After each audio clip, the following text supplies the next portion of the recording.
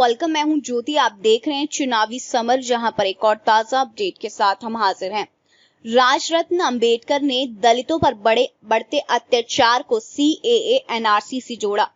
National crime report bureau ने वर्ष 2020 में हुए अपराधों को लेकर आंकड़े जारी किए हैं।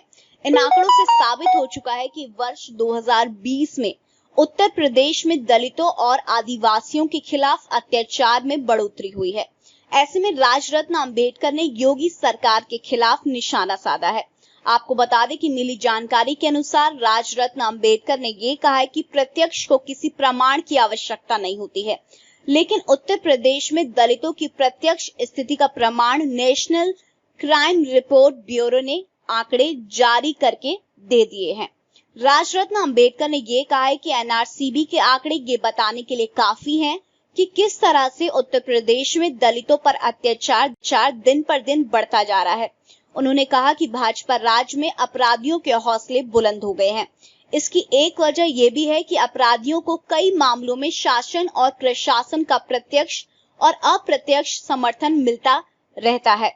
इसी कड़ी में उन्होंने हाथरस कांड का जिक्र करते हुए कहा कि मनीषा और उसके परिवार के साथ अपराधियों और प्रशासन ने मिलकर जो किया वह किसी से छिपा हुआ नहीं है। राजरत्न ने ये कहा कि हाथरस कांड भाजपा सरकार के दलित विरोधी चेहरे का सबसे बड़ा प्रमाण है। इसके साथ ही उन्हें सीएए और एनआरसी का भी जिक्र किया। उन्होंने कहा कि मोदी सरकार ने दूसरी बार सत्ता में आने के बाद कुछ ऐसे कानून बनाए जिसकी वजह से देश के दलित और मुस्लिम समुदाय के कुछ लोग अपने ही देश में रिफ्यूजी बनने की कगार पर खड़े हो गए। वहीं इन कानूनों की वजह से अंधभक्तों के मन में ऐसी भावना घर कर गई है कि अगर सरकार दलित विरोधी कानून बना सकती है तो फिर वह दलितों का भी शोषण कर सकती है।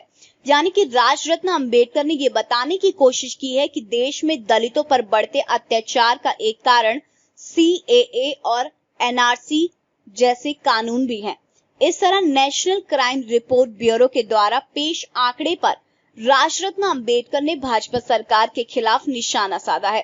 उन्होंने साफ साफ कहा है कि दलितों के खिलाफ हुए अत्याचार में बढ़ोतरी के लिए केंद्र सरकार की कुछ नीतियां भी जिम्मेदार हैं। वहीं उन्होंने ये भी बताया कि कुछ शासन और प्रशासन से जुड़े लोगों ने कई मामलों में अपराधियों का साथ दिया, जिसकी वजह से अपराधियों के हौसले बुलंद हो गए। सीधे शब्दों में कहें तो राजरत्न अंबेडकर ने नेशनल क्राइम रिपोर्ट ब्यूरो के आंकड़े को लेकर सीएए और एनआरसी सहित कई मुद्दों पर भाजपा सरकार को पूरी तरह से बेनकाब कर दिया है।